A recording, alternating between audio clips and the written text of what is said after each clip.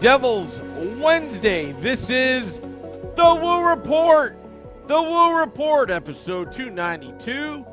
I'm your host, Sam Woo, with our special guest and also Game Day Live co-host, Vinnie Parise of pucksandpitchforks.com. Streaming live on Facebook Live, YouTube Live, Twitter Live, and Twitch on the Let's Go Devils Network. Coming to you live around 3:58 p.m. Eastern, 2:58 p.m. Central Time. Talking Devils hockey, a special edition of the Woo Report, which, by the way, Vinny, last night I was begging Fitzy for some beef. We were saying all night long, hey, where's the beef? Where's the beef? And boy, did he actually take that plea literally today, Vinny, because the Devils trade for Curtis Lazar via the Canucks, throwing a fourth-round pick over to Vancouver. Vinny, again, we were expecting to have one of these subtle moves, but also a very important move. Let's analyze this, because I think it's a great move. I'll tell you what, Sam. I really like Curtis Lazar.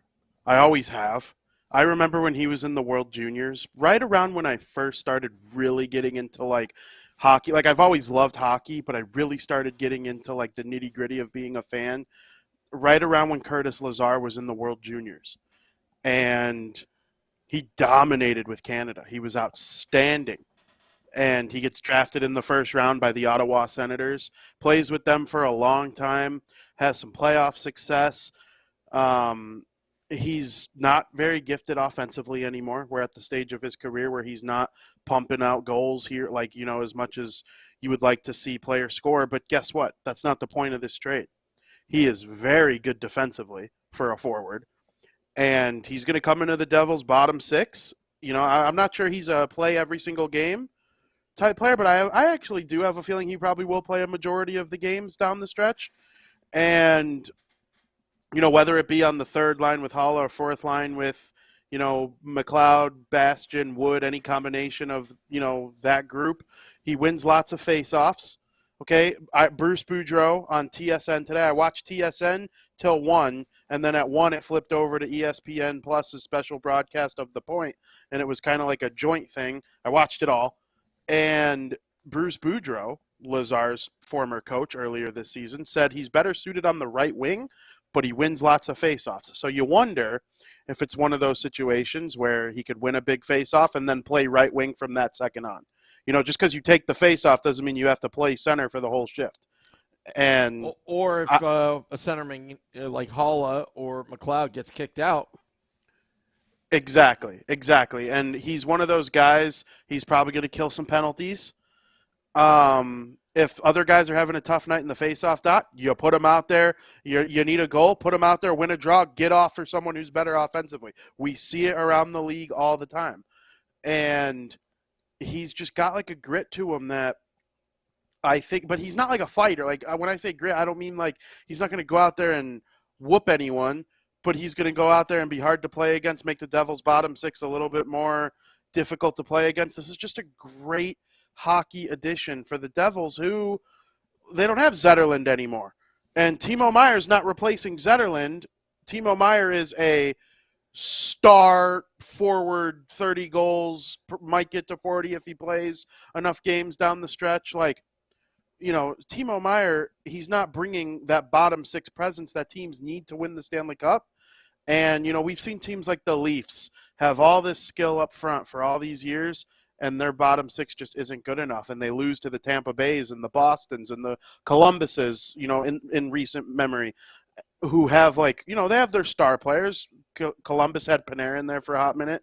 The Bruins with Marchand and Pasternak, Stamkos and Kucherov. But they have the Hagels and the Blake Colemans who they trade for and, stuff like that. I think Lazar can be like that for the Devils. I like the two moves that the Devils made. They didn't address defense, but they didn't trade Severson or Graves, who are on expiring contracts. Maybe they'll look to re-sign one of the two, I would think. But, they're using their own rentals. and they have Kevin Ball and Brennan Smith.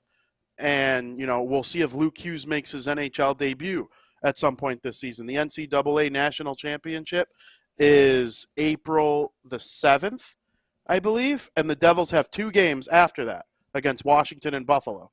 So, this team is starting to look complete, at least for this season. They're certainly not complete in the long term. Eventually, Nemec and Hughes, and there are plenty of other players like Holtz, you expect to be in the lineup full time.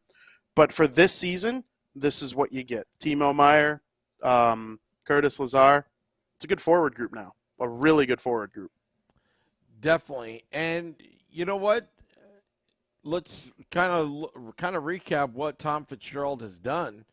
Trading for Timo Meier, you lose. When we talk about beefolitics, let's talk beefolitics here, but in a serious sense. The Devils needed really an edge guy, a player that plays with a little bit of an edge.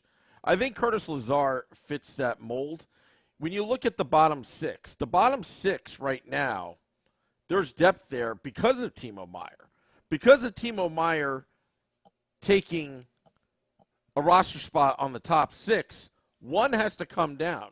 And I think the Devils are so well-rounded right now because the last 2 games against Colorado and the Philadelphia Flyers, Colorado Avalanche, the last game, that they put up 7 goals each. And they were rolling 4 lines. So I think Fitzgerald right there, for the amount of draft capital he had to give up for those 2 players, the amount of return he's getting back, I think both players are the best fit for the New Jersey Devils, both Meier and Lazar, respectively, for their roles that they're playing. And if you look at that bottom 6, there's really depth there because, look, if Miles Wood is slumping in the playoffs, you put in Lazar, or you play with the best players at that given moment in the playoffs. And again, the Devils, look, in the playoffs, you don't need fighters, but you need guys that are going to protect players. And I listened to the presser with Curtis Lazar. Trey Matthews was asking questions. Trey Matthews with Locked On Devils, but also at pucksandpitchforks.com, that he seems like a guy that will sacrifice himself for the team. That's the kind of mentality where he is that interchangeable part. Put me where you need me, and I will do my best. And I think that's the kind of player that was kind of lacking in that bottom 6 to round out the depth. So I'm happy with all 4 lines right now because I think the Devils have what they need.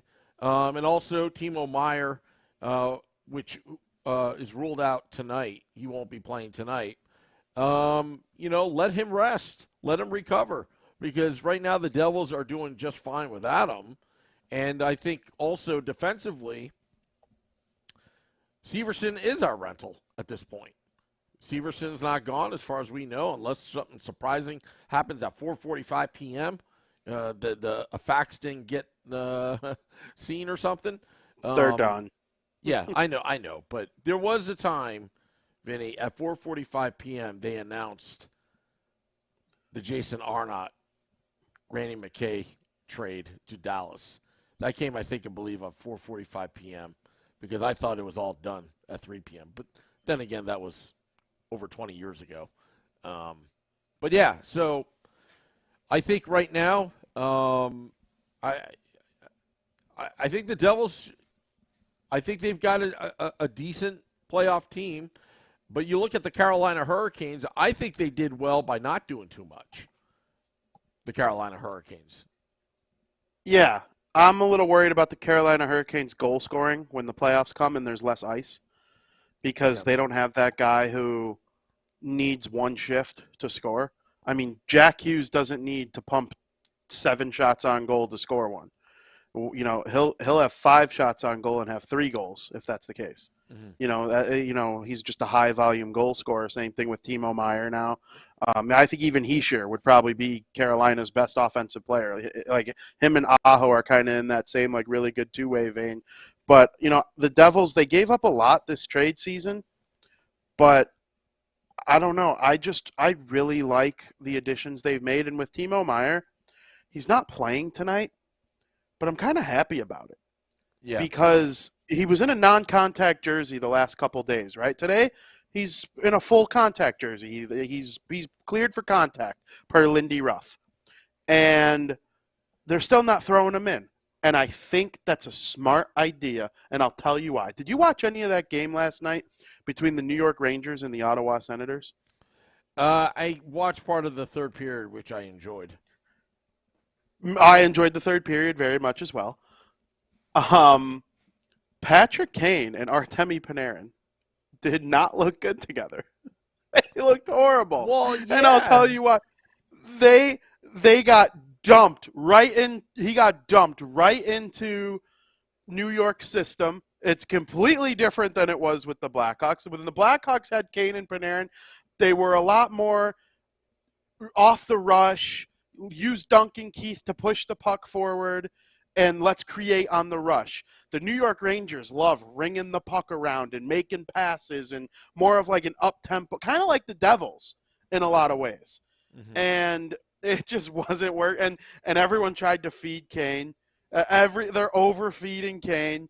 And Kane is passing to Panarin, trying to hit him through his. Kane's not shooting the puck at all because he don't want to come in and take over. He's trying to be humble. He said it after the game, and you see guys on the Rangers looking at him like, "Who is this legend playing with us now?" And it's one of those things like I don't think that's necessarily going to happen with Timo Meier because Timo Meier doesn't have the status of Patrick Kane in terms of his career. But I worry about guys trying to overfeed Timo Meier when he first comes into the lineup. I want Jack Hughes to stay shooting. Just because you have a 30-goal scorer on your power play with you now, keep shooting, Jack. And I hope that these practices that are going on right now allow them to kind of get a little more comfortable with each other. Let's not overpass now just because we have Timo Meier. Hey, Timo Meier, you're also a really good shooter too. You pump that shot on net. You don't have to feed Jack Hughes. You got a clear shot to the net, shoot it. You're playing with Hischier. You're both great playmakers. You're both great goal scorers. It's sometimes good to get in a couple practices and learn the system because that Rangers game yesterday was a complete disaster with the new look lines, and you see that across the league sometimes. And you know what? You make a great point there because I've always said that I value team chemistry over, team analytics and some of these trades that look great on paper. What the Rangers have done was they've mid-season, mid-flight, kind of shake up their roster. That takes time to mold and gel, and you hope that it actually does, not for the Rangers' sake, but in generally speaking. I think easing Timo Meier in is a very smart move, A, for injury-wise, but B, letting him get familiar with the players, let him get familiar with his environment, because you don't want Timo Meier to come out and try to do too much, like what happened to Patrick Kane last night from what you described to me. And again, it's really a team sport, and I think you made a great point about that, Vinny. I don't think that happens with Lazar, though. He doesn't have the goal-scoring acumen that Timo Meier has, like not even close. I wouldn't be surprised. Lazar is there to I wouldn't say be a pest, but I think Lazar is there to fill a role, whereas keep the other team from scoring.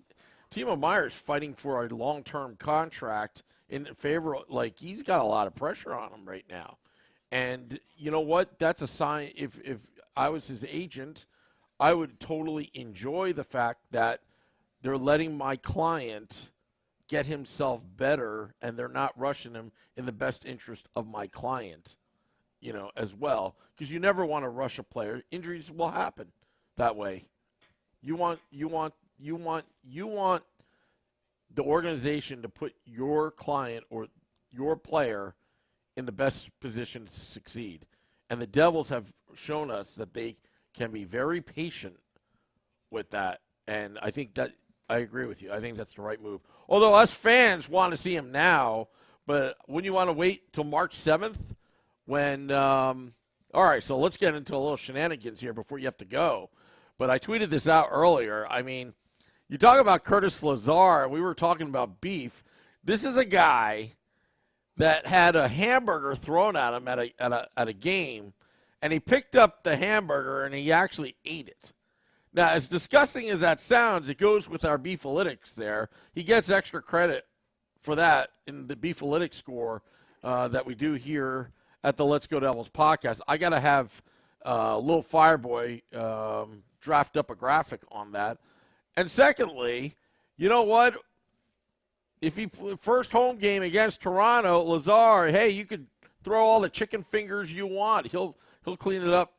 That's what I say. It's honestly really funny. And, you know, it was for Andrew Hammond, the Hamburglar, who was traded to the Devils at last year's trade deadline. Yep. And, you know, it's cool that he ate the cheeseburger. It's always will be a funny memory. He has a series-winning overtime goal. Yes. Against the Bruins in the playoffs, and I'm just super excited about what he brings to the team, both on and off the ice, because he is obsessed with winning. He loves winning. He's competitive, and, man, I just love what he does. And that kind of attitude is infectious. And, again, it's the edge. It's the character players. And based on what you were saying, Vinny, I don't know too much about him, but if he's pays attention to detail and defensive forward, that's what we need. Like we talk about defense, you also need the forwards to help out on D and give your defensemen, some time to, some help, back there in front of the crease. And that's what the Devils needed. And you know what? I give Tom Fitzgerald an A for the Timo Meier trade. The amount he had to give up because we knew it was going to be expensive, but actually I think he kind of got his money's worth, so to speak, with the picks. And also Lazar, didn't overpay like some of the other teams, trying to bulk up like the Bruins and Rangers did as well. I think you need to go, Vinny, right? I do. All right, so you and Shorts Guy on Game Day Live a little bit later, so I'll talk to you later.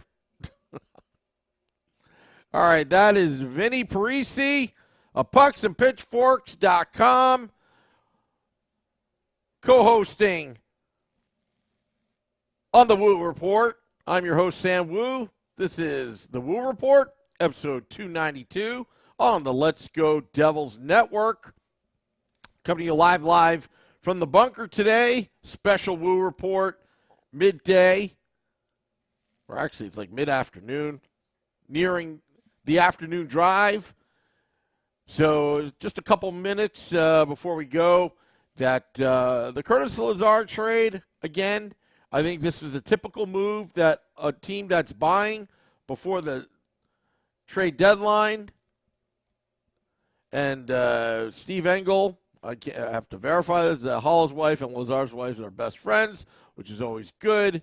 And I think it's a nice Devils family brewing. And again, it's all about team chemistry going into the playoffs. Dog Trainer Joe says, respect the Woo and the Vin, even though his last name brings up bad feelings. Talking about Vinnie Parise.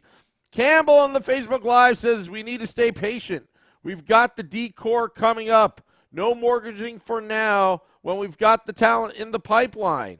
We're ahead of schedule, so let's enjoy some playoffs, but not take the eye off the big picture, says Campbell from New Zealand. That's not to say that this group won't go deep. It definitely can. Let me tell you something, folks.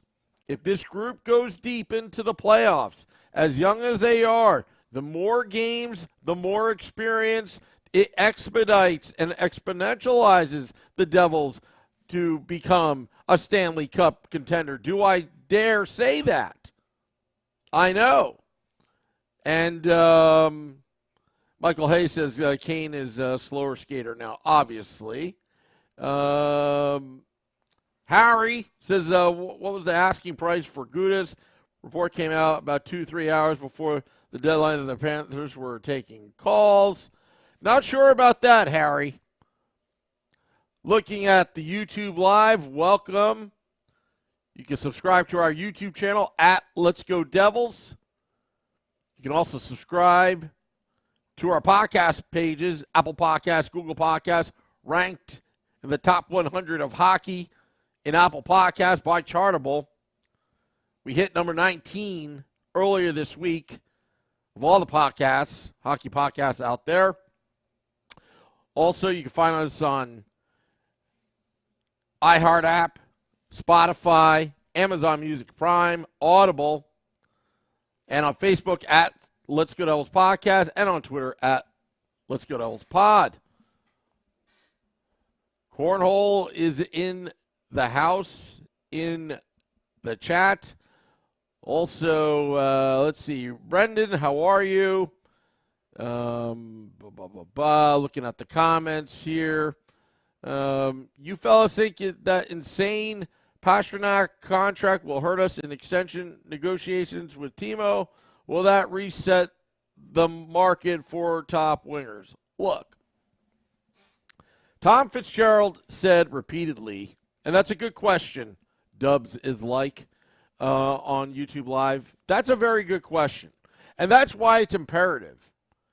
And that's why Tom Fitzgerald is sticking to it. The salary cap culture that New Jersey is implementing. Jack Hughes and Dougie Hamilton, nobody makes more than them. So where does Timo Meier fit in? For the first time in a while, in a long time, New Jersey has the leverage here because you've got a young nucleus to pitch to any potential free agent or any player that is potentially going to be in the free agent market, that New Jersey is the place to be. And, of course, they're going to market New Jersey with all the amenities. It's a family state, really.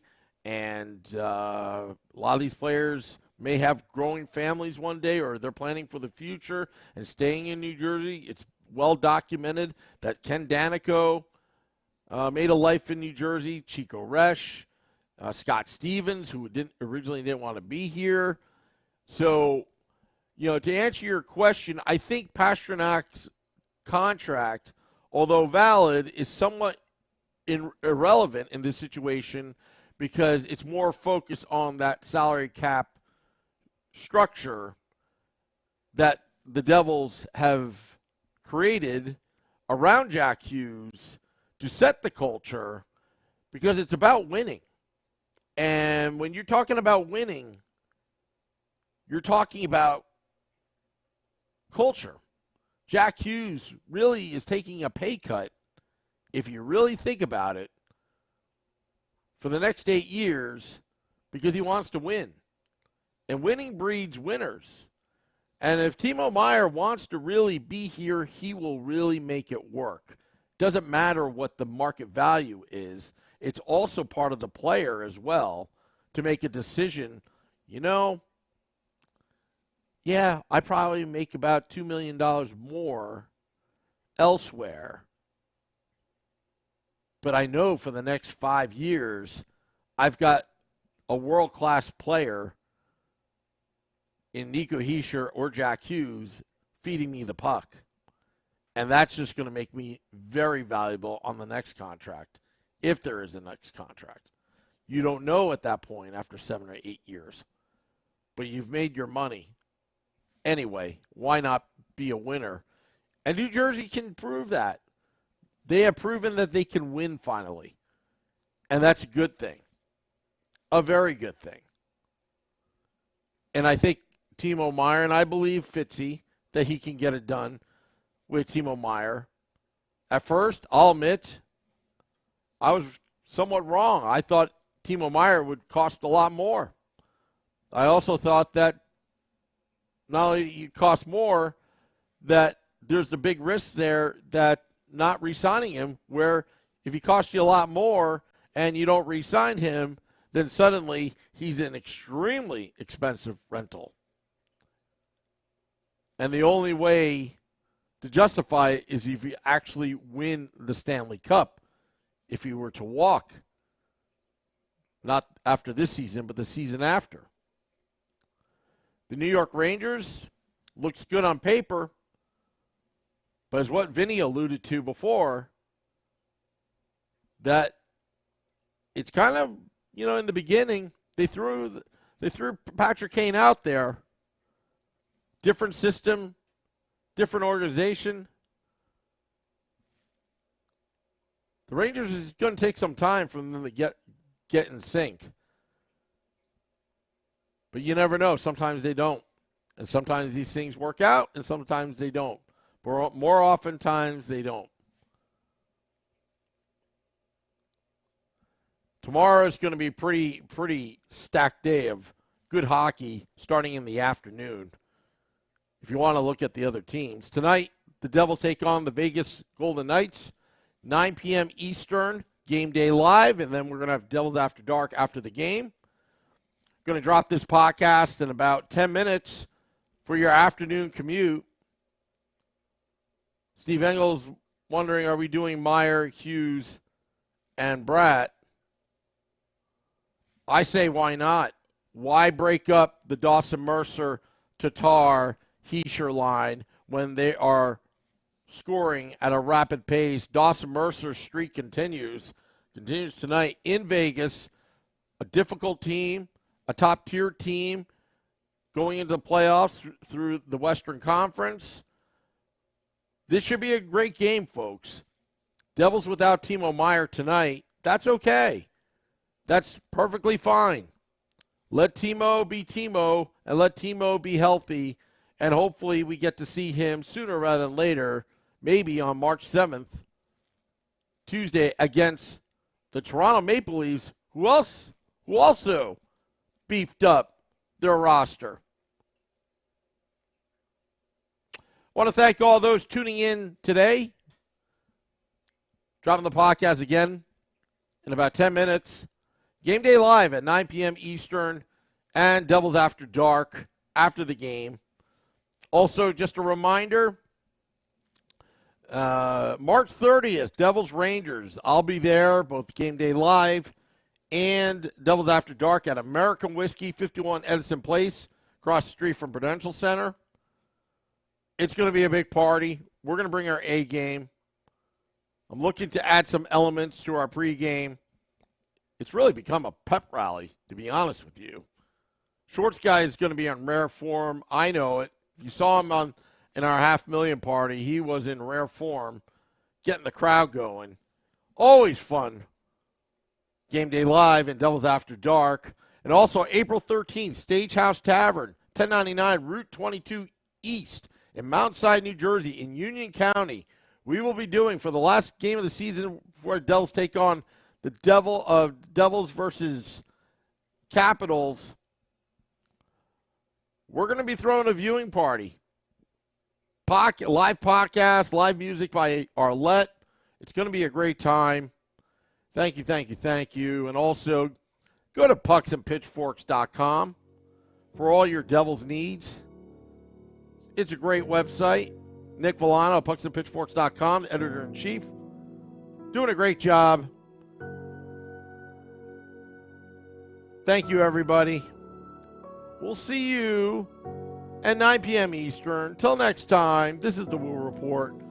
Let's go, Devils.